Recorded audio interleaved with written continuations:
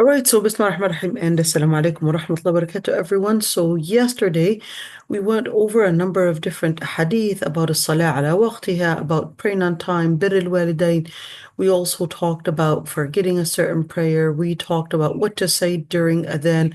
We also talked about what to say during those moments when you're confused whether you really did pass wind or not. We also talked about yawning. We also talked about appearance in terms of in terms of the different hygienes that a Muslim would follow, circumcision, istihdad, which is basically cutting the pubic hair, trimming the mustache, trimming the fingernails or cutting the fingernails, and also removing the hair under the armpit. We went in details with that. We also left off at this hadith, which is عن أبي هريرة رضي الله عنه أن رسول الله صلى الله عليه وسلم قال من غدا إلى المسجد أو راح أعد الله له في الجنة نزلا كلما غدا أو راح. Wait a minute. We were supposed to do this one first? Yes, we didn't do this hadith. من صلى العشاء في جماعة فكأنما قام نصف الليل ومن صلى الصبح في جماعة فكأنما قام الليل كله.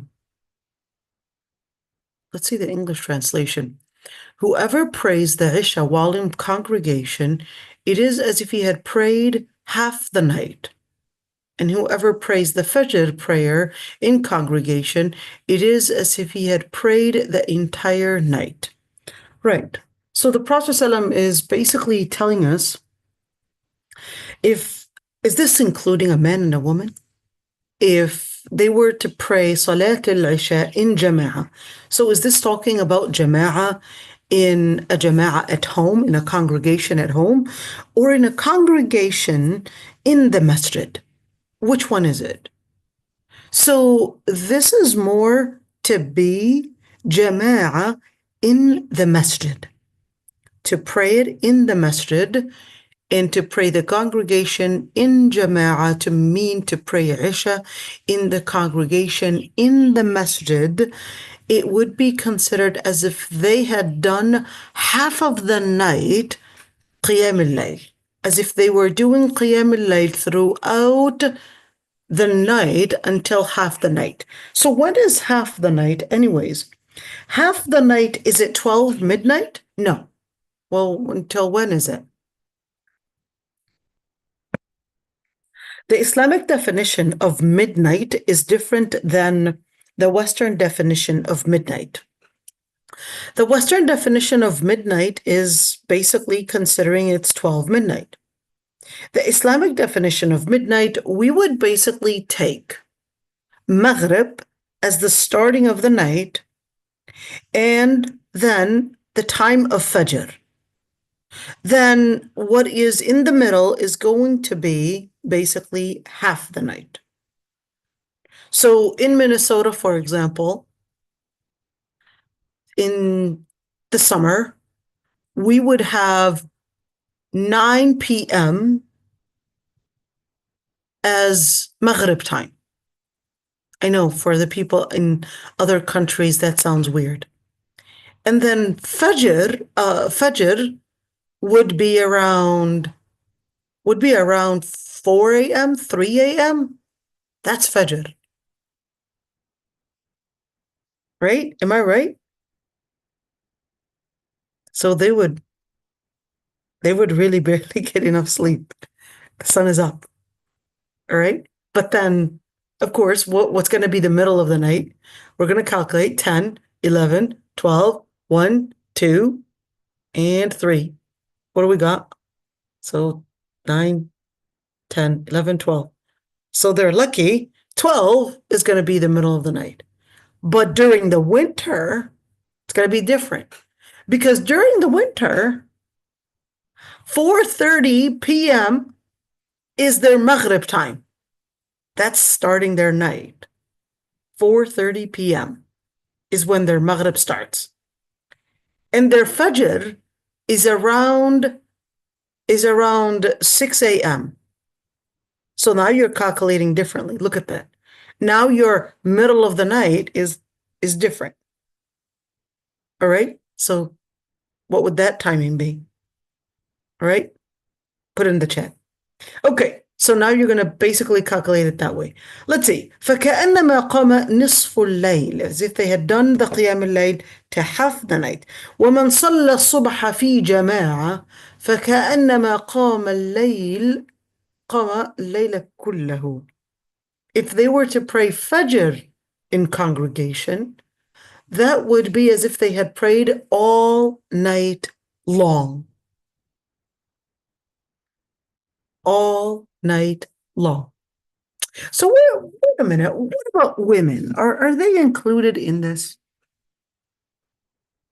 Yes, they are included in this. So what if she would want to go, but her children or her husband, let's say her husband said, you can't go. Or it wasn't too safe for her to go for the congregation because it's at night, or even, of course, in an area. Perhaps most masajid are not necessarily in the best areas because they would look for cheaper places, and that it ends up being in really the low class area because it's easier to buy that building than probably buy a building in an upper class area. And most Muslims are really anyways living in the lower class areas because it's cheaper anyways. So it would be dangerous for the Muslim women to attend probably Salat al-Isha during that time. They'll have drunk people around, and who knows what they'll have around. Wouldn't be necessarily the safest. But she had the intention. Is that enough? Yes, it is. Remember the Hadith. We talked about it before. That Hadith when the Prophet ﷺ had said, there are certain people, they're not with you, but they would be with you and getting the reward. And every time you would go up a valley, down a valley, or you would get thirsty, or you would walk a certain distance, they would be with you. Those are the people, حَبَسَهُمُ الْعُذْرُ. Those are the people who had an excuse to not join along. حَبَسَهُمُ الْعُذْرُ. They had an excuse to not join along. Whether the excuse was it's dangerous, or whether the excuse was, well, my husband didn't want me to go, or whether the excuse was, perhaps my child is ill, or the excuse was that the Prophet ﷺ said that a woman's prayer at home is better for her. So she decided, I'll just pray at home because it's better for a woman to pray at home. But here's another question. Is it really better for a woman to pray at home? Is it not better for a woman to go and pray at the masjid? Will she get less deeds if she prays at the masjid? The answer is no. She'll also get the deeds for praying at the masjid. But when the Prophet ﷺ said that a woman's prayer at home is better, and even better than praying even in Masjid al-Nabawi. So praying at home would be better in terms of the barakah. And it would be better, but does that mean we should encourage women to not come to the masjid? The answer is not quite. Why? Because الحكم على الشيء فرع عن تصوره. Let's write that one down. This is key. Before we would make a certain interpretation, it's important that we would also look at the context and the situation that we are in.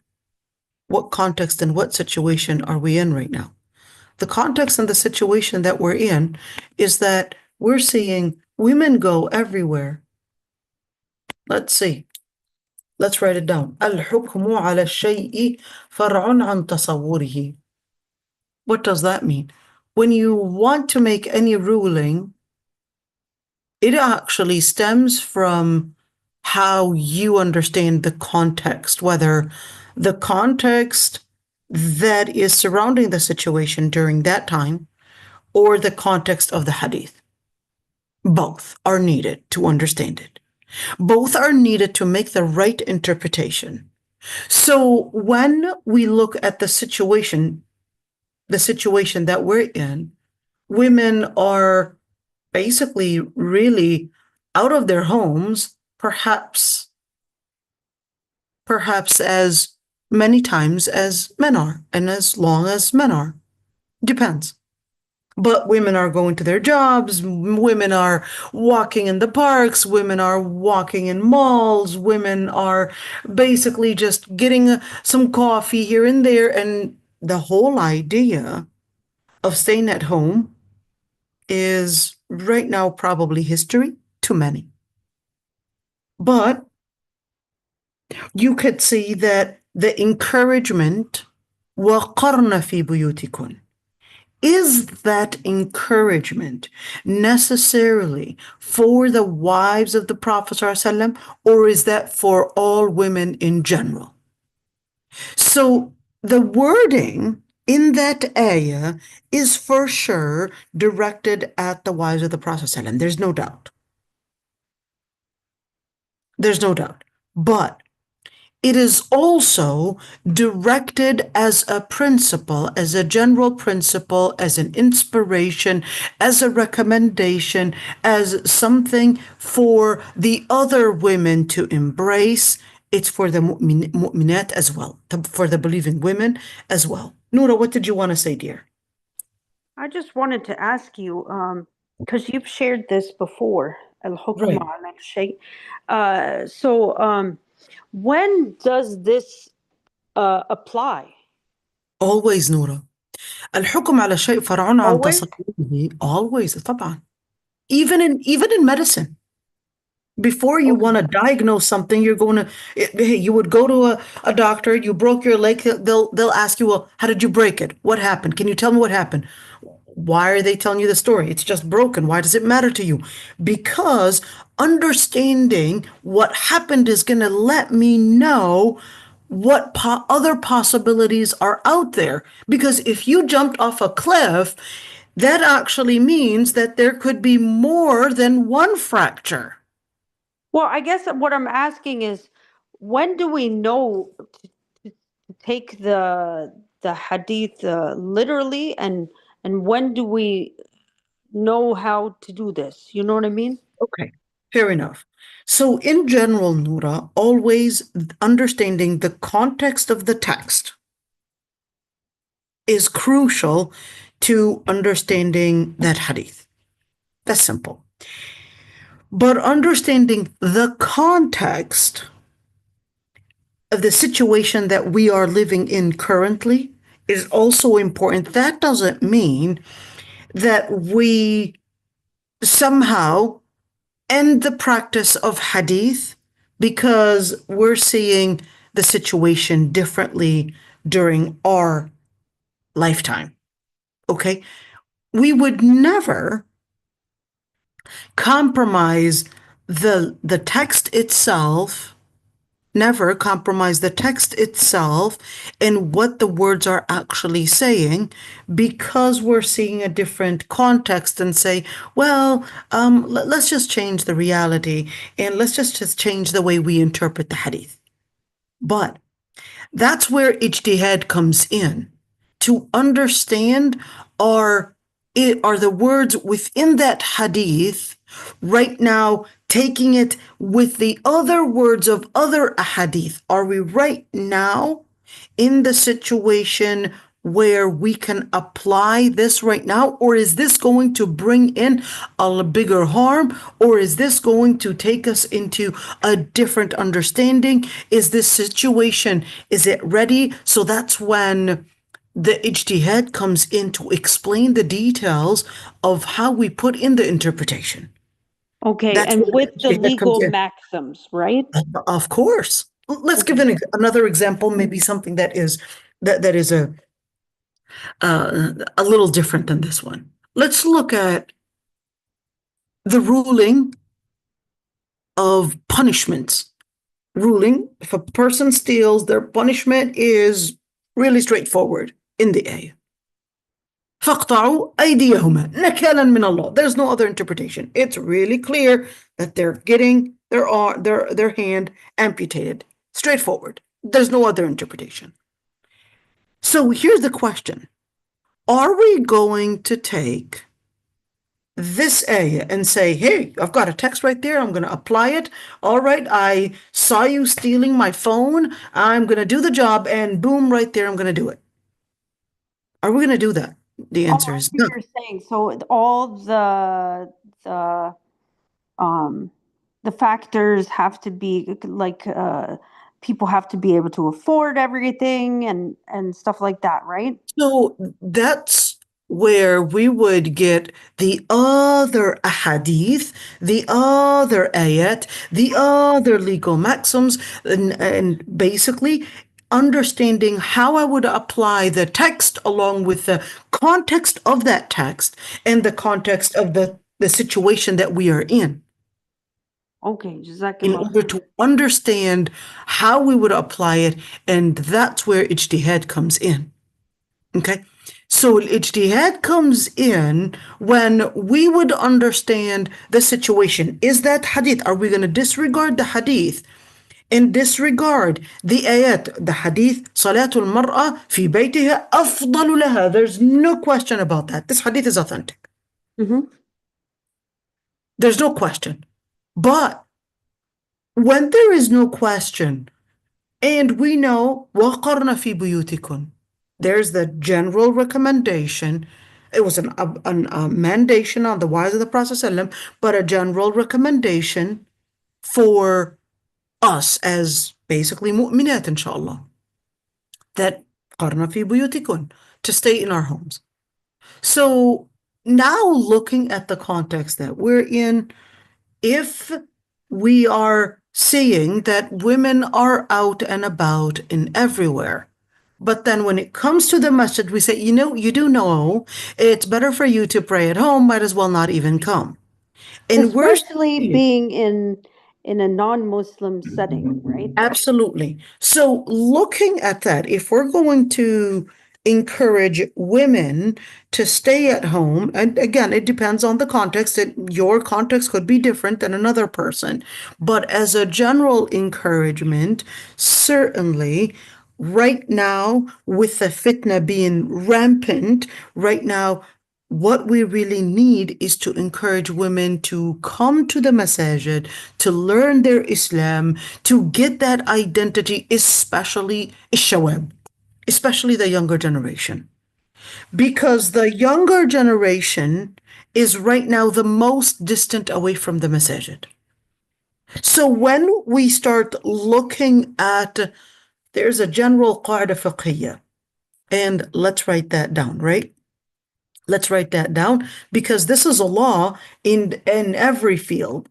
Let's look at this one. إذا تعارضت مفسدتان. مفسدتان. Hold on, let's do it. مفسدتان روعي أعظمهما ضررا بارتكاب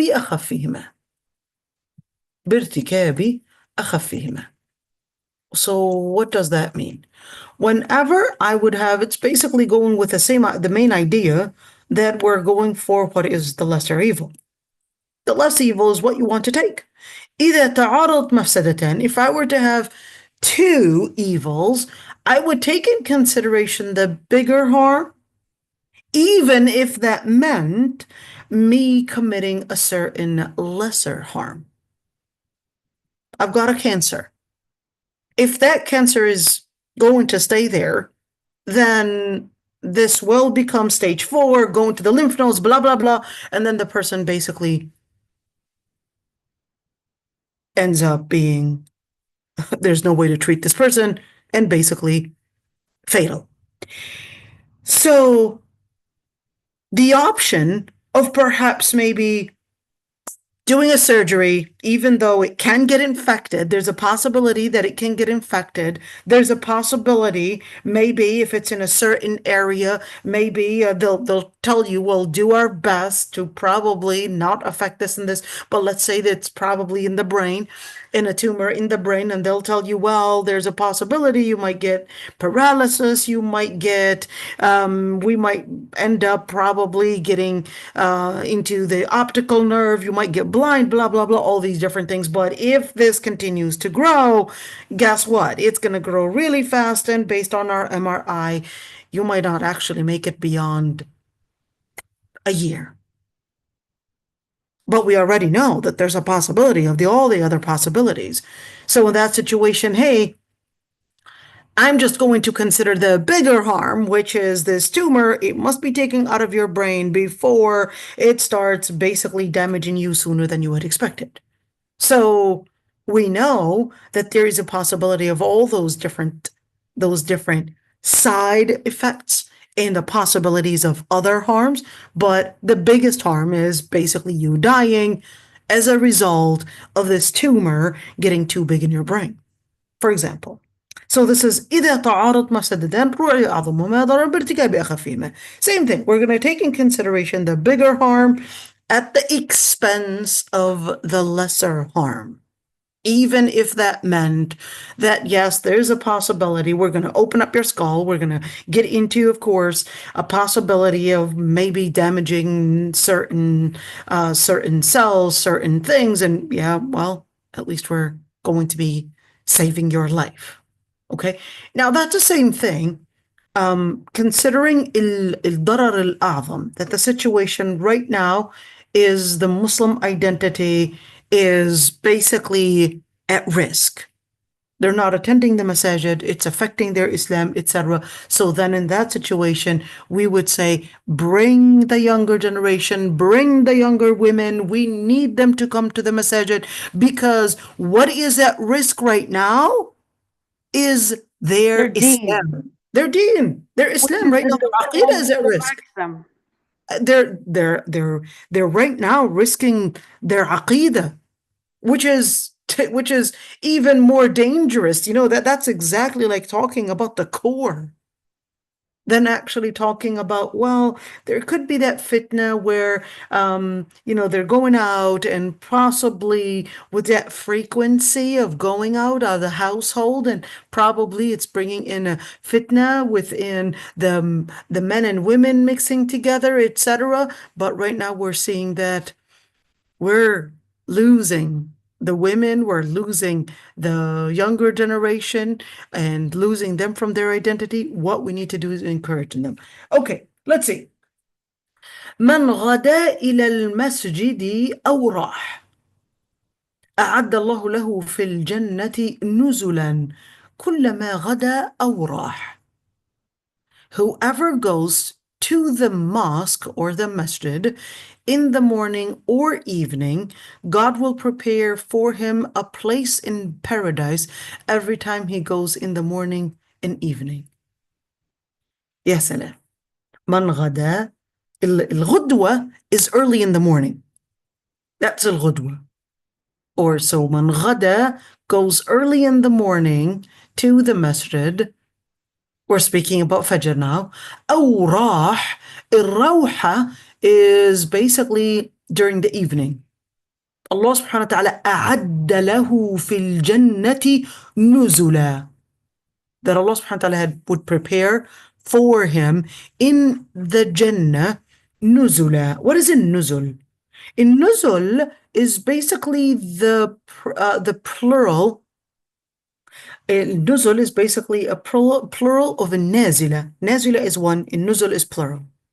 What are nuzul? So nuzul, it would be like homes, places to stay in, like hotels,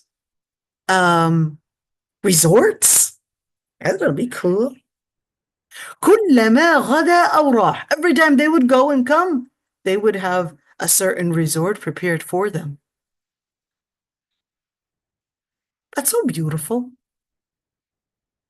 All right. Ya Rabbi, may Allah subhanahu wa ta'ala make us from those. You know, subhanAllah, in the beginning, it actually might feel that, oh man, do I really gotta go? I probably, enjoy my time better if I were to stay at home and just watch a movie, or probably just go over my Instagram reels or whatever.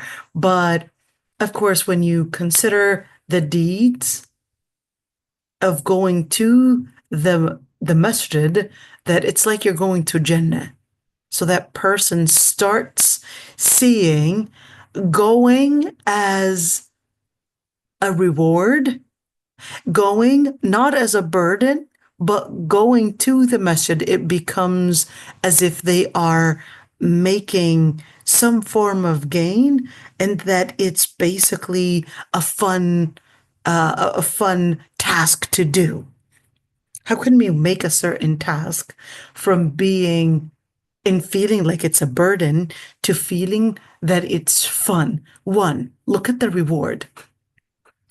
Two, having company is important because it helps you remove all the boredom, and it encourages you to basically keep that connection. So having friends at the masjid is important. Making different activities at the masjid is definitely also very important, because it keeps you connected. It keeps you connected with the masjid and the people that are people of the masajid. What's the evidence on that? The Prophet ﷺ in the Hadith, سَبْعَةٌ يُظِلُّهُمُ اللَّهُ يَوْمَ لَا ظِلَّ إِلَّا ظِلُّهُ, that Hadith, when the Prophet ﷺ said that there are seven, that Allah subhanahu wa ta'ala would shade His shade on them on the day when there's no shade but the shade of Allah subhanahu wa ta'ala. What did He mention? He mentioned رجلان, or رجل قلبه معلق في المساجد, and رجلان تحابا في الله اجتمعا عليه وافترقا عليه. He mentions two men. Number one, this man is قلبه معلق بالمساجد. Their hearts are always connected to the masjid. To them, this is their center. And two men, their hearts are basically connected with each other in a way that's not based on entertainment.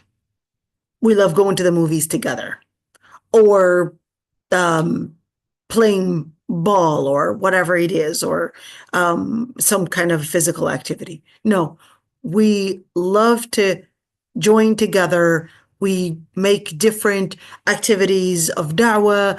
We make different activities that are basically halal based, or probably an activity towards Allah subhanahu wa ta'ala. So we could be the reason why we're together. Hey, we're trying to do some activities in the MSA. We're trying to make da'wah. We're trying to do tabling together to talk about Islam in the on college campuses. And yes, certainly, because the fitna that's on campus, so we're also trying to get the girls to probably make certain gatherings. The gathering doesn't always have to be religious based. It can also be a gathering of sometimes, yes, it's entertainment, but it's an entertainment that is halal based to keep the fitna away from the girls. So we're gathering the girls, for example, in a girl setting, not only for salah, but sometimes we'll also make these girls do gatherings where we're probably doing a potluck together, or we're probably making nasheeds together, or we're probably just having, even if it's a dress-up day together. Dress-up day, and you want to call that as a gathering? In a girl's world, I know, I find it weird too, but in a girl's world, this وَمَن يُنَشَّأُ فِي الْحِلْيَةِ وَهُوَ فِي الْخِصَامِ غَيْرُ مُبِينٍ. In a girl's world, they're نُشِّئَتْ عَلَى الْحِلْيَةِ. The girls, they're basically raised to want to, I guess, find amusement in appearance, in somehow looking good, appearing good. So if it's a girls' gathering and they're just with each other and trying to, I guess, beautify themselves, etc., and in a girls' gathering, not for the sake of appearing in front of men, but they're just right there in a girls' gathering and away from the different fitan and away from, I guess, the different activities that are probably out there, very common on college campuses. So we're trying to make it something that is halal in a way that would keep them away from the haram. That's not my world, but I just know that some girls like that, especially if we're talking about the younger girls, 15, 16, until Oh perhaps yeah, they maybe used to have until like age 30. they used to have like the girls get together for like a prom thing, just the Exactly. girls. Just Yeah. the girls. They like that. I find it really weird, Noura, but I just have to. We're in a different world, I guess. There you go. We're in a different age group. I Yeah, know that's it what I kind of mean. ends. Yeah, I think it starts wearing off at around 28, 29, and then 30, they're like, I'm done with that. And then at 30, kind of goes into a different world. Now it's time to present our little kids, not ourselves. So they get into a different into a different gathering. But then at 40, we're trying to right now, probably now, trying to figure out the new in-laws that for our kids, right, Noda?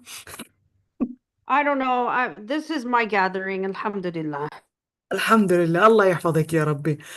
Yeah, just trying to tease you, Noura. Yeah, believe it or not, by the way, just on a side,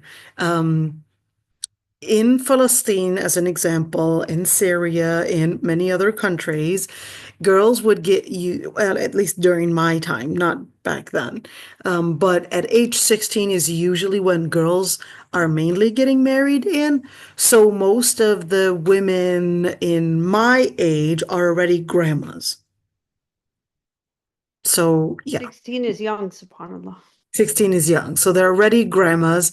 And when I met with some of my classmates and she's telling me that that's her grandson, that's when I knew I was old.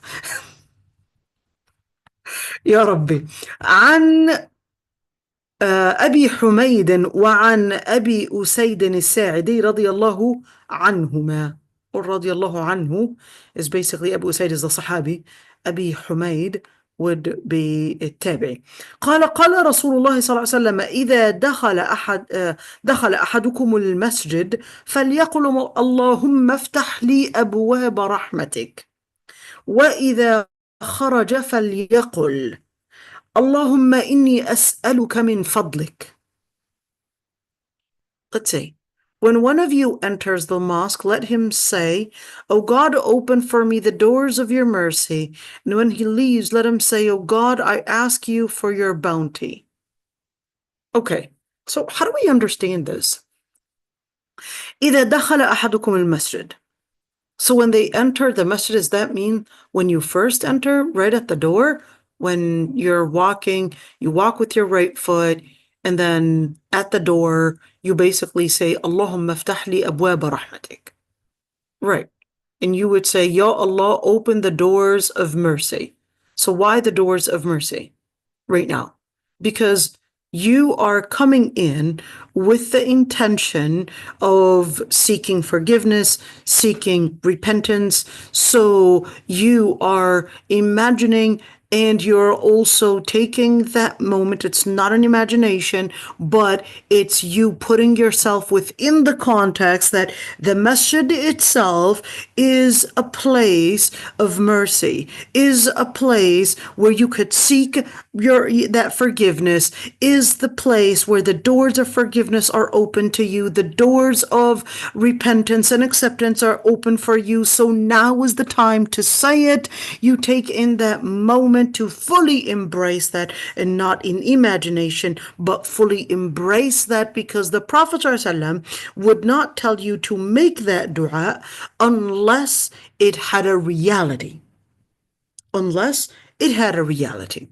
وَإِذَا خَرَجَ فَلْيَقُلْ. If they were to exit the masjid, Allahumma inni as'aluka min fadlik. Ya Allah, grant me, and I ask you to give me min fadlik. What is al-fadl? Al-fadl is anything that is extra or anything that is good.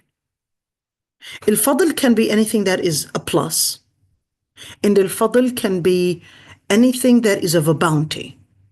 And al-fadl could also be both together. So it's an extra bounty. An extra bounty. So what bounties are we talking about?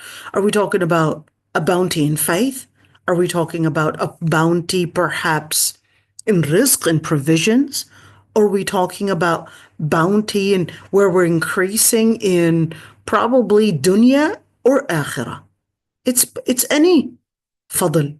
So when you look at Allahumma inni as'aluka min fadlik, if it was min al-fadl, that's when we're going to ask, is it the inclusive al or is it the exclusive al? And what really is it? But if it's min fadlik, and in Lugha Arabiya, in nakira, tufid al-umum as well.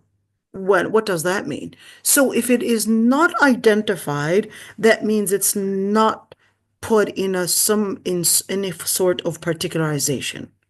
So أسألك من فضلك في الدنيا ومن فضلك في الآخرة.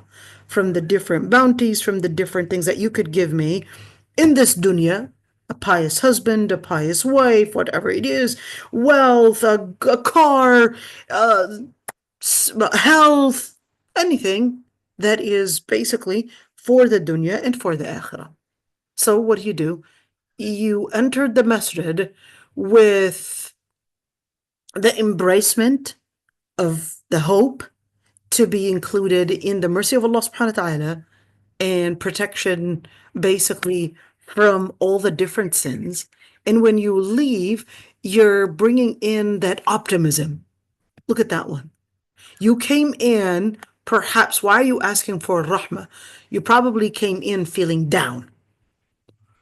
So Allah subhanahu wa ta'ala tells you, no, I want you to come in with an optimism that there is mercy at the door coming to you. You are entering the door of mercy. And when you leave, I don't want you to see that you're leaving the door of mercy, but I want you to leave and ask Allah subhanahu wa ta'ala to give you of all the different bounties. In other words, it's not that you had left the door of mercy, but it's that with mercy to accompany you and with lots of bounties to open up for you. Yes, salam. You know, subhanAllah, this actually tells us, I mean, when we're looking at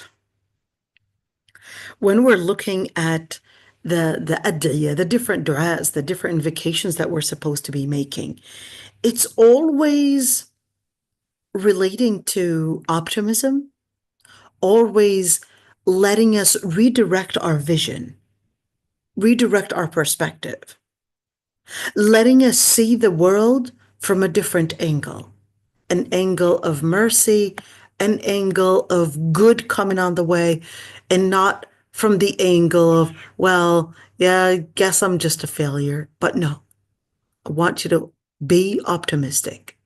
And you're going to repeat it. But I said it before. Nothing happened. Repeat, repeat, repeat. And let the word be a word of tongue and vibrate all the way to your heart. And let it be the nerves and let it be the vibe that you carry all along all your life. Let that be who you are. You're a person of vibe. You're a person of inspiration. You're a person of enthusiasm. You're a person of hope. You're a person that knows no failure. That's a Muslim. That's a Muslim. Let's see. Let's look at this. All right. What other practices to help us live أبواب الرحمة؟ عن أبي قتادة رضي الله عنه أن رسول الله صلى الله عليه وسلم قال: إذا دخل أحدكم المسجد فليركع ركعتين قبل أن يجلس. If you were to enter the masjid, before, let's see in English, if one enters the mosque, let him perform 2 rak'ahs before sitting down. I mean, it's pretty straightforward. So what? Wait I a have a minute. question. So, during the khutbah, are you supposed to pray the 2 rak'ah, or are you Right. supposed? Yeah, sorry. So when a person enters the masjid, number one, should they pray 2 rak'ahs? Is it on a restricted time or is it any time? Differences of opinions between scholars. Generally speaking, when you enter the masjid, you pray 2 rak'ahs. Just pray 2 rak'ahs. That's it. Do I have to say نويت أن أصلي ركعتين تحية المسجد? No.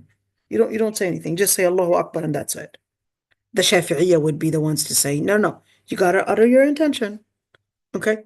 And I was listening to a khutbah in Malaysian, in the Malaysian. I went to this masjid. I think it was called Fi Sabilillah. The masjid was called Fi Sabilillah. And before the person that is giving the khutbah, or it was like a dars, okay, but I was able to understand the Arabic portion of it. The Arabic portion, before he even did anything, he said, نويت أن أعطي هذا الدرس خالصا لله بالنية عني وعن الحاضرين. He literally said that. I was in awe. I was like, bro, are you really saying that intention? What does that even mean?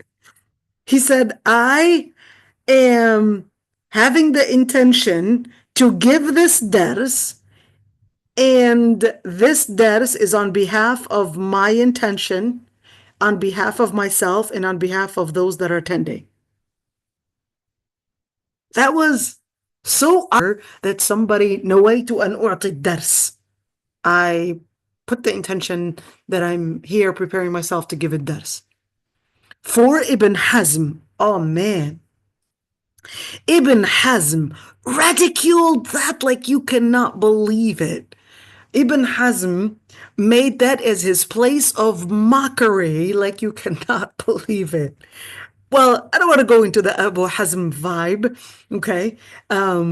But differences of opinions on whether if a person enters the masjid, what if they entered the masjid during the time of al-karaha, during the time you're not supposed to pray in?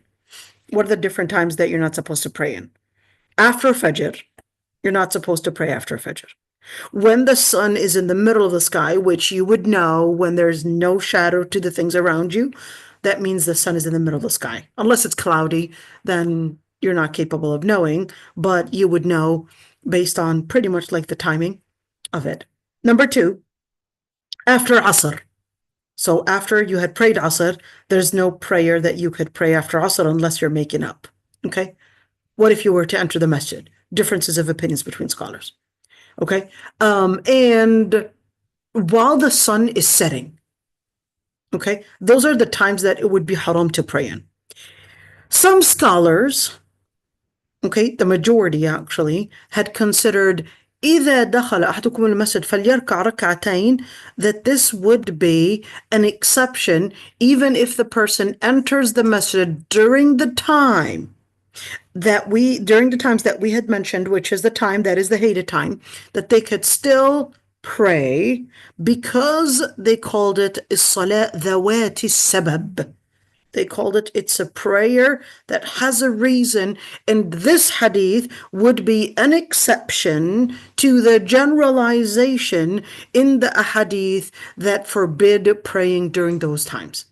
So they said, this is basically takhsis, basically a particularization. Okay, so that's one thing.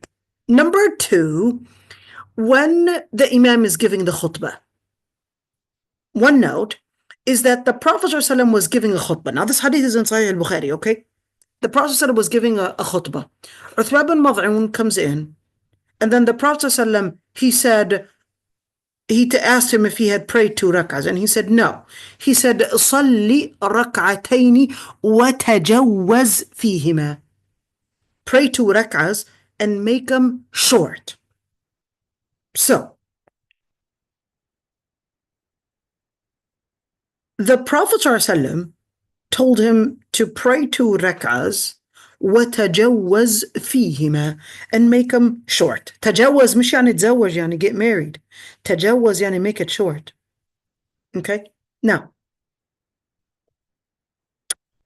when the Prophet ﷺ said صلي ركعتين, اركع ركعتين, pray 2 rak'ahs, does that mean that praying 2 rak'ahs is obligatory or not? Opinion number 1, that yes, you have to pray 2 rak'ahs. Why? Opinion number 1, well, the Prophet ﷺ gave that imperative verb and told him to pray 2 rak'ahs, even though the Prophet ﷺ was giving the Friday ceremony. The guy says, I didn't pray. So then the Prophet ﷺ says, well, you need to pray 2 rak'ahs, gets up and prays the 2 rak'ahs in order to demonstrate in front of everyone. And they said, plus, these 2 rak'ahs are really in replacement of the doer that basically Salat al-Jumu'ah is 2 rak'ahs. These 2 rak'ahs are to add together to make equivalent to 4. That was their opinion. The second opinion said it's not obligatory. Why not? They said because there's another hadith where that man, listen to this one, that came to the Prophet ﷺ, a Bedouin man, and he says, what are the things that I have to do?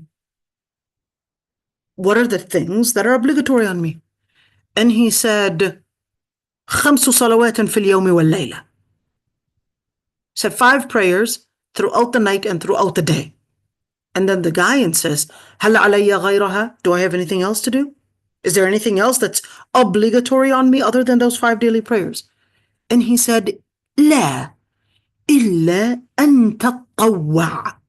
He said, no, unless you wanted to put in anything extra. Now, that quote... But which one was first? Hold on, Noura. So unless you look at that hadith, he said, لا إلا أن تطوع. No, unless you would donate. So in other words, you wanted to increase, you wanted to voluntarily put something extra. That's what it means, tatawwa. You voluntarily wanted to pray more. Well, good for you. Now, which one was first, regardless of which one was first? Because this tatawwa, so regardless of which one came first, in other words, we're talking about the chronology here. Okay, regardless, we basically have 2 quotes, 2 events, okay? And regardless of which one came first, the Prophet ﷺ just tells him, irka rak'atayn, qum. Get up and pray 2 rak'ahs. So that's why scholars, in fact, you know, those 2 rak'ahs, is it obligatory to pray them aslan? Okay? Are we obligated to pray those 2 rak'ahs? Well, let's say a person comes into the masjid. Is it every time that a person comes into the masjid that an imam is probably at the pulpit and he sees a guy coming in and the first guy came in, unfortunately, most Muslimin, when it comes to a fiqh class, no one would attend. They would think that this is just, you know, just an extra thing, not related to me. Whenever I would have a question, I'll just go and make and ask for a fatwa, and that way I wouldn't have to attend all those classes. Okay? And then the first person comes in, doesn't pray those 2 rak'ahs. Then the second person, third person. Is the imam supposed to be interrupting the ceremony for person number 1, pray 2 rak'ahs, person number 2, pray 2 rak'ahs, and then that was the end of the khutbah, where every single person that comes in doesn't pray, we're just going to say pray 2 rak'ahs. That was the end of the khutbah. Okay? Because I spent the whole time just saying pray 2 rak'ahs for those that came in. Now, number 1 is that some scholars that looked at the hadith and the generalization of the statement, when he told him to get up and pray, they said this is an imperative verb, meaning they have to pray those 2 rak'ahs, meaning it's obligatory. The second opinion, like Ibn al-Mundhir, he basically said that no, based on the other hadith, لا إلا أن تطوع, unless you would voluntarily add more other prayers, then that would mean that it's not obligatory, and that if the person wanted to pray, that would basically be an extra thing. And even if they come in the masjid and they don't pray it, it's a sunnah and not necessarily obligatory. All right? So that's for us to know. Okay. Noura, any questions, Noura? Let's see. No, I mean, I think it requires hikmah too, because I mean, he was talking to the Bedouin, but which one did come first? We don't really know which one came first. You're going to have a debate. We don't know. Okay, never We mind. don't really know. Okay, we don't okay. really know. Yeah. خلاص, alhamdulillah. All right. عن أبي هريرة, and by the way, most of the hadith, we don't really know when it happened unless there was a mention, a direct mention, that it happened after Khaybar, or it happened before Al-Khandaq, or it happened before this or after that, unless there was let's say, a clear mention. And most of the hadith don't actually give the exact chronology. And based on that, and because of that, you could have the scholars actually debating on the exact chronology and when that might have happened. And sometimes they'll say, well, maybe it happened during this time or that time. All right, let's go for the... So we would know about the abrogation of the hadith based on the Prophet ﷺ saying that it was abrogated? Sorry. No, not necessarily, Noura. That's a good question, but no. The Prophet ﷺ wouldn't say it verbally or literally like that in this type of verbatim. It's like, yeah, this is now mansukh. The word mansukh is not the word that's a technical term. The Prophet ﷺ wouldn't say this is mansukh, but he would say, like, take the example of the hadith. كنت قد نهيتكم عن زيارة القبور ألا فزوروها. I had forbid you before from visiting the graves. Now visit the graves. So what is he demonstrating here? He's saying, yes, before I had told you not to visit the graves. I recognize that I told you that before, but now I want you to visit it. فإنها تذكركم بالآخرة, because it reminds you of the آخرة. So here it is, the Prophet ﷺ, in that quote, now we know clearly that there was something that was abrogated. Did he say the word nasakhtuha? No. But we would know that that's what it means. In other words, he's basically telling us right there. Okay, let's continue with this hadith. عن أبي هريرة رضي الله عنه أن رسول الله صلى الله عليه وسلم ألا أدلكم على ما يمحو الله به الخطايا ويرفع به الدرجات. قالوا يا رسول الله. قال إسباغ الوضوء على المكاره وكثرة الخطاء إلى المساجد وانتظار الصلاة بعد الصلاة فذلكم الرباط. In another narration, he repeated it, فَذَلِكُمُ الرِّبَاطُ فَذَلِكُمُ الرِّبَاطُ. Shall I not guide you to something by which God erases sins and raises ranks? They said, yes, Messenger of God. He said, performing ablution perfectly despite the difficulties, taking many steps to the mosque, and waiting for the next prayer after the next. That is the ribat. So lots of ambiguity, like what is a ribat? Well, the translation just left the word as is, didn't really explain what ribat was. And what does it mean to take many steps? So baby steps? I'm supposed to take baby steps, and the smaller the steps, the more ajr, or what do I do? And what does it mean despite the difficulties? Okay, so that's what we're going to do. ألا أدلكم على ما يمحو الله به الخطايا ويرفع به الدرجات. There is, let's say, There are a number of different ahadith. ألا أدلكم. In this, in Lugha Arabiya, this ألا, it's a form of not necessarily an inquiry. It's a form of an encouragement. It's a form of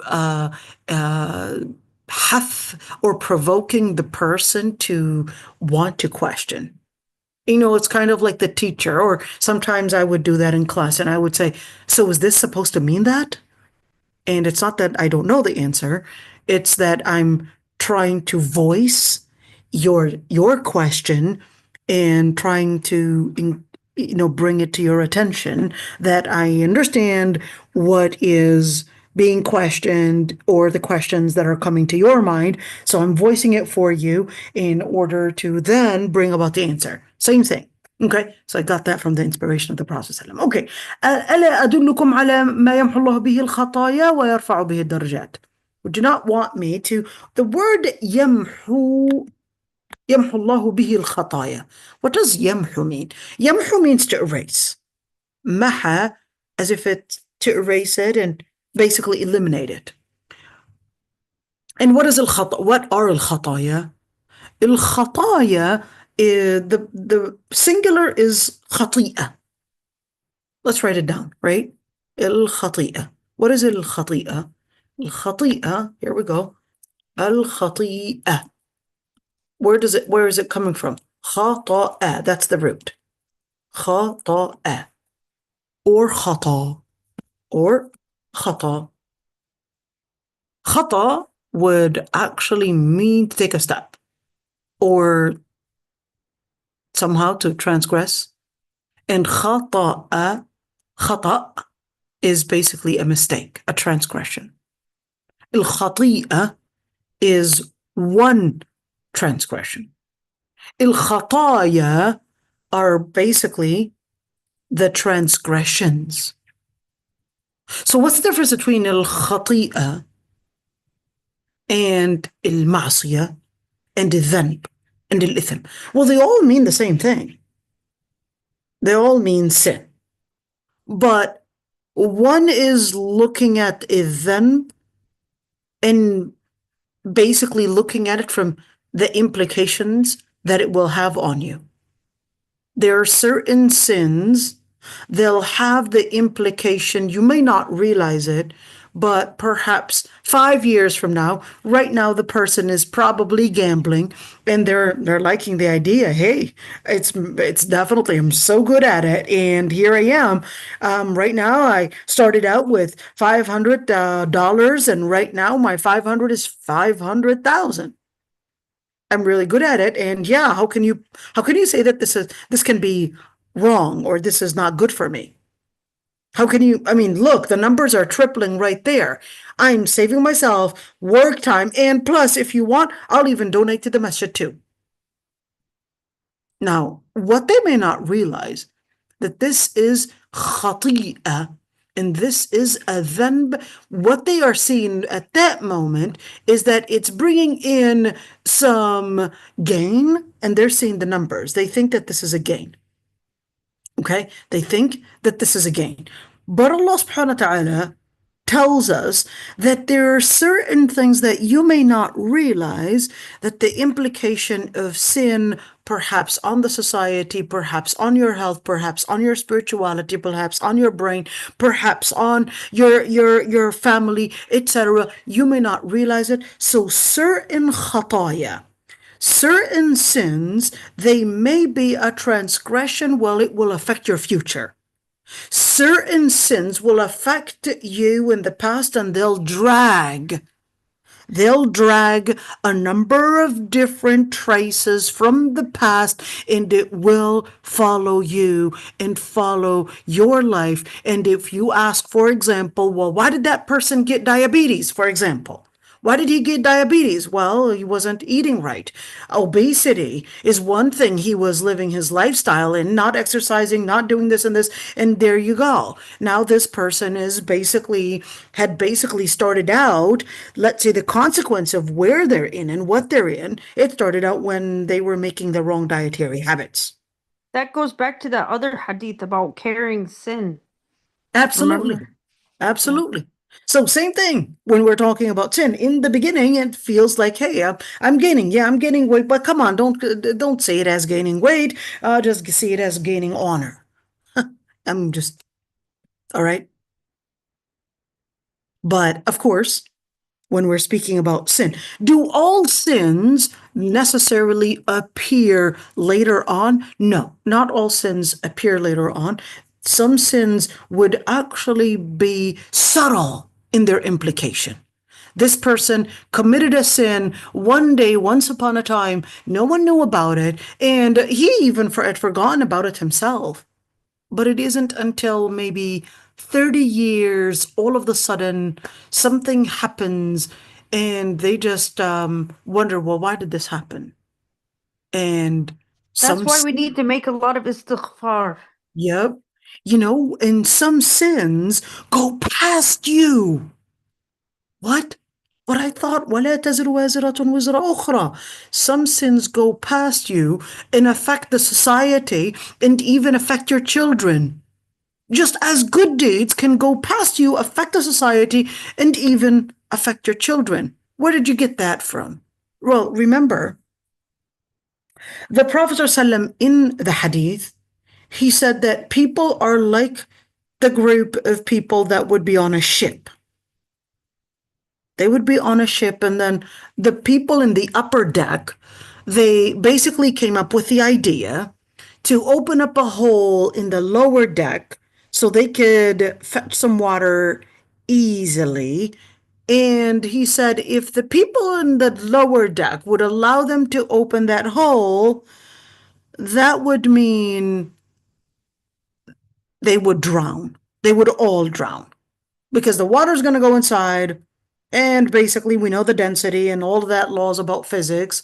And then the water's going to get inside that ship. They're all going to sink. But if the people in the lower deck, they prevented them from that attempt to open up a hole in that ship, then they would all be saved. So what does that look like? That mistake that the people in the upper deck had probably committed, it's exactly like that. If the people in the upper deck commit a certain sin, the people in the lower deck are also going to carry the responsibility and the implication of whatever the people in the upper deck have done. So that's the same thing. In the society, if a certain group of people were doing something haram and the other people, they're like, well, I mean, it's nothing that I could do about it. Well, guess what? It's going to come back to you. It's going to start affecting your children. It's going to affect the society. How? It depends on the type of sin. It depends on the type of sin. So now taking us to, what about the good deed? Remember in Surah Al-Kahf, when Allah subhanahu wa ta'ala had actually said that man with Prophet Musa alayhi salam, when he wanted to basically ask the people for food, but then they didn't give him any food. But then there were these two orphan kids, and there was this wall that it was about to basically fall, but then he fixed the wall. And Prophet Musa alayhi salam was wondering, well, why would you fix it when you know that these people didn't even give us a plate of food? And he explained that their father was a man of piety, and so therefore Allah subhanahu wa ta'ala is saving this rizq for his children. وَكَانَ أَبُوهُمَا صَالِحًا. For his children in the future, for the good deeds that he was investing, even his children were harvest whatever he had invested in good deeds. So even if now you may not be a person that probably your children are probably not doing the best in their deen, but you invest in good deeds, you invest in the best of what you can, and Allah subhanahu wa ta'ala, remember, Allah subhanahu wa ta'ala, إِنَّكَ لَا تَهْدِي مَنْ أَحْبَبْتَ وَلَكِنَّ اللَّهَ يَهْدِي مَن يَشَاءُ. You're not the one that guides, but Allah subhanahu wa ta'ala is the one that brings guidance. That Allah subhanahu wa ta'ala is the one that brings guidance. So therefore, you would see it's not just the sin that would come at the person, but it's also the good deed as well. It would even affect your children. Remember, even if we're talking about dunya matters, educated parents are more likely to have educated children. More likely to have educated children. And parents that are basically in their deen and a religious family is more likely to produce religious children. A family that's not religious is more likely to produce children that are not religious. In other words, the implication of a good deed would also transcend and would also be inherited without us realizing. A good deed and a bad deed is also inherited. All right. يرفع بها الدرجات. And Allah subhanahu wa ta'ala, or the Prophet ﷺ, in this hadith, he's telling them, would you not want me to tell you off what would remove the sin or the different sins and what would elevate basically the person's status in al-akhirah, or basically the person in their status mu'min, Muslim, mu'min, muttaqi, salih, muhsin. That's basically a daraja. Okay? So يمحو به الخطايا, all the different sins that a person had committed, transgressions, and right now, so the daraja is basically to go up. Al-khati'ah is to go down. Levels, right? Levels. Daraja is steps. Daraja could also be stairs. Daraja could also be a status. Okay? So قالوا بلى يا رسول الله. So they said, yeah, absolutely. And the Prophet ﷺ said, okay, so what are the things that would basically remove all the sins and the implication of sins? إسباغ الوضوء على المكاره. What is إسباغ? إسباغ, does that mean I use more water than is needed? No. Al-isbagh is basically to perfect. You're doing your wudu, but it's not just doing wudu, but it's على المكاره. What is على المكاره? You are probably going through maybe lack of time, you're too busy, the water's too cold, you've got some scars, it's kind of burning, etc. So isbagh al-wudu' al-makarih. I'm trying my best. It's not the funnest right now. I'm waking up and there's no hot water, and it's just cold water, and or probably, yeah, I'm gonna be making wudu, but people are gonna be giving me stares, and I don't want people staring at me. I'm just 13 or 14 years old. Well, that's not true, but anyhow, I'm 14 years old, and everybody's gonna be looking at me, especially if I needed to wash my feet. My friends are gonna think that I'm some kind of a weirdo putting my feet up on the sink. So this is إسباغ الوضوء على المكاره. Even when you're going through a certain challenge, whether that was a psychological challenge, or whether that was a physical challenge, or whether that was a challenge to get the water, or a challenge to pray on time, that in itself is basically going to be one. الأجر على قدر المشقة. Well, let's write it down. الأجر على قدر المشقة. What does that even mean? Let's write it down. الأجر على قدر المشقة. This is a key one. الأجر على قدر المشقة. الأجر على قدر المشقة. So that would mean that the reward is going to be based on the amount of hardship there is. Okay? الأجر على قدر المشقة. All right? The amount of effort that you would put in, okay, that would basically mean that that's going to basically give you the reward, the amount of effort. The harder it is, and then you're going to basically get the reward for it. Is that a hadith? That's not a hadith. الأجر على قدر المشقة is not a hadith, but that's basically a قاعدة فقهية, because we would see in general, the ayat, the ahadith are basically giving us that understanding, and telling us that the harder it is, the more rewards it is. Let's just look at this one so we could see it. Okay, here we go. This is basically, here we go, الأجر على قدر المشقة, or الثواب على قدر المشقة. Okay, let's see. If the person is to do it for the sake of Allah subhanahu wa ta'ala, and basically that is all derived from the ayah or the different ahadith. ذلك بأنهم لا يصيبهم ظمأ ولا نصب ولا مخمصة في سبيل الله ولا يطؤون موطئا يغيظ الكفار ولا ينالون من عدو نيلا إلا كتب لهم به عمل صالح إن الله لا يضيع أجر المحسنين. So what does that mean? ذلك بأنهم, because, or for, لا يصيبهم ظمأ, every time they would be thirsty, or every time they would be tired, or every time they would be hungry. المخمصة is severe hunger.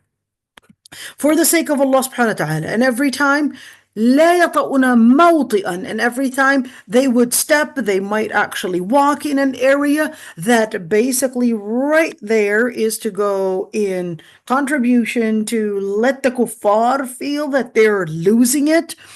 And every time they would ينالون من عدو نيلا, they are victorious over the enemies, and Allah subhanahu wa ta'ala would basically register that as a good deed, for the Lord Almighty does not waste or disregard any good deed that a person might do. Let's look at the hadith. ما يصيب المؤمن من وصب ولا نصب ولا حزن حتى الهم يهمه إلا كفر به من سيئاته. Every single tiredness or illness or sorrow that harms a believer, and even if we're speaking about a calamity that a person might go through, that would be a sin removal or remover from their bad deeds. Okay, so that's basically to help us see that, and help us see where this is coming from. Okay, now we're going to go into those ahadith. Okay. إسباغ الوضوء على الماء وكثرة الخطى إلى المساجد, and going frequently to the masajid. What does that mean? وكثرة الخطى, does that mean I have to make baby steps? No, this isn't talking about baby steps per se, but this is basically saying the person is frequently going to the masajid. What about driving to the masjid? It takes the same thing. Whether you're driving or whether you're walking at the end, it's basically you putting in the time and effort to get to the masjid. Some scholars actually said, no, there's a difference between kathratul khata, meaning that you're walking. There's a difference between going walking, and going, let's say, on a horse's back. So some scholars actually said there's a difference. And they said by walking that you will actually get more good deeds, because the hadith, they took it as literally, just by walking more, you're getting more good deeds. Okay. And there was a guy who went for Hajj on his feet, like walking. Well, yes, but the debate here, Noura, I like that you basically mentioned that. Here's the thing: should we induce hardship? That's the question. So if I have because the Prophet ﷺ, he took the easy way, right? There you go. That's that area of debate. That's that area of debate. It's like, okay, well, I've got a car. Okay, it's 2 miles away. Okay, it's not that cold, and it's 2 miles away. I can basically use the car in 5 minutes. I'm there, or I could walk there And it's probably going to take me, I don't know, give or take 20 minutes to go there. Or maybe even more. How long will it take me to walk 2 miles? Anyhow, that's a different story. Okay. So if the person already has the mean, so why should I do things the hard way? That's the other opinion. But other scholars, they said no. The walking itself has some secret to it. So therefore, when it says kathratul khata, it's literally talking about making those footsteps, just doing that footstep, just walking to it. It's not only an exercise, but it's good for your body. It's good for your spirituality.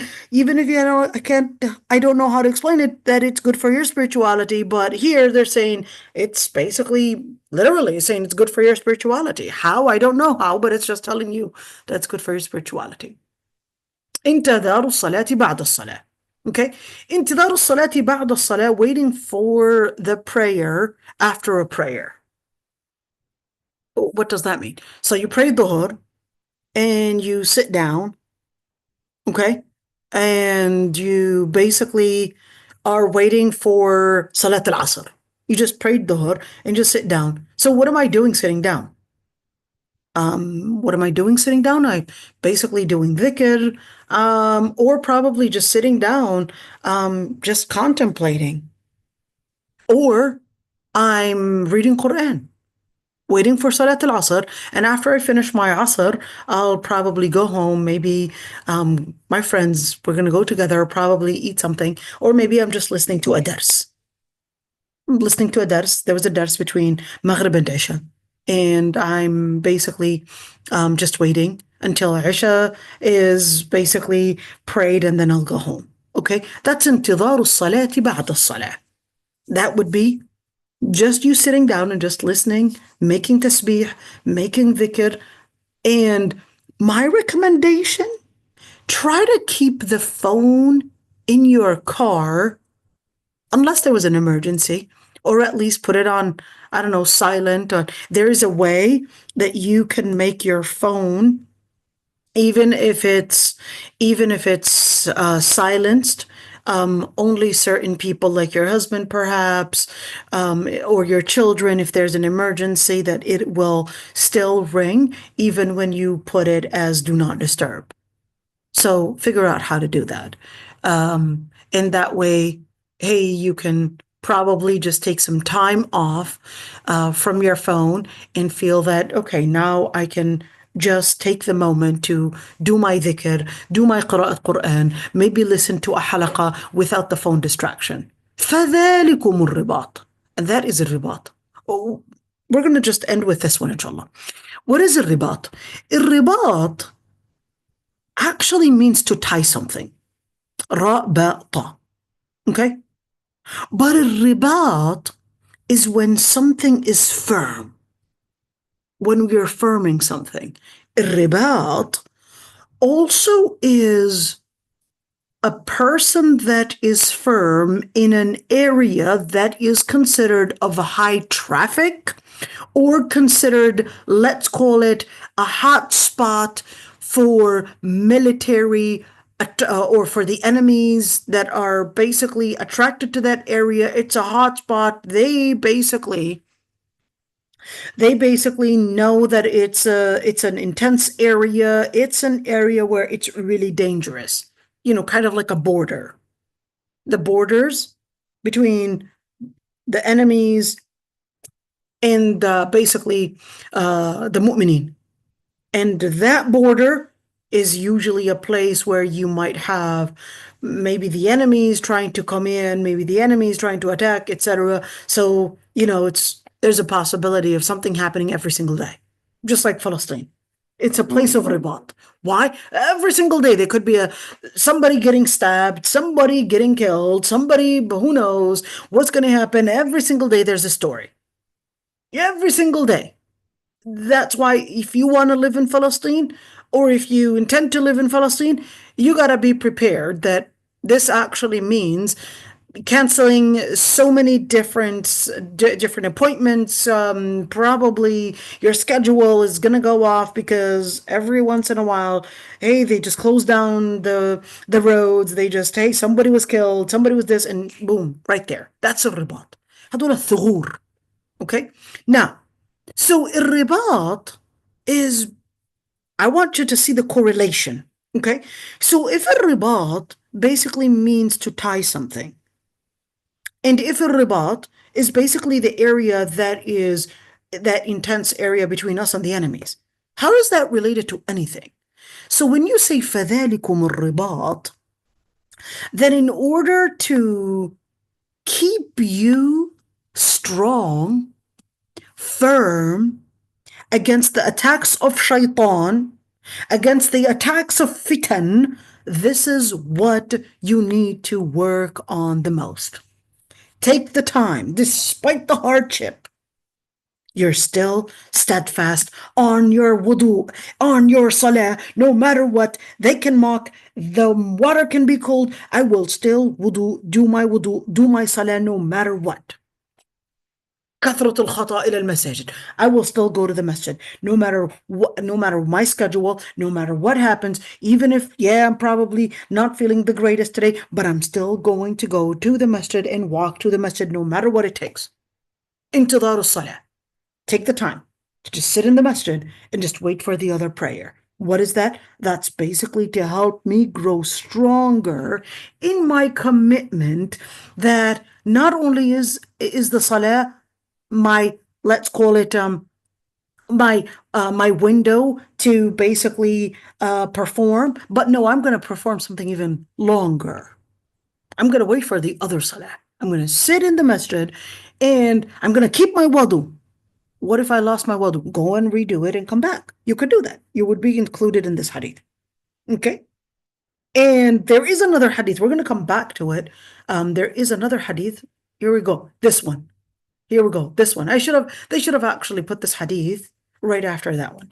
الملائكة تصلي على أحدكم ما دام في مصلاه الذي صلى فيه ما لم يحدث تقول اللهم اغفر له اللهم ارحمه. الملائكة would pray for the person, meaning what? To say, Ya Allah, forgive this person, as long as they are in the area that they had prayed in. So meaning the masjid and the area that they had prayed in, ما لم يحدث, as long as they didn't break their wudu. And the malaika would say, Ya Allah, forgive him. Ya Allah, shed your mercy on him.